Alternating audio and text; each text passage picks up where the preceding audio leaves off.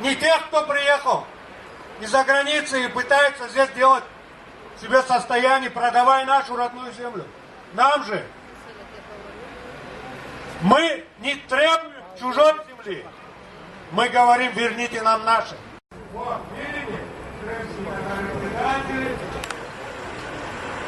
После этого на территории, где планируется строительство мечети, был совершен теракт.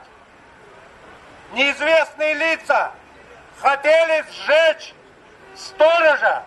За свою историю досталось столько, что у нас нет страха, у нас есть чувство гордости, у нас есть чувство любви за свою родину.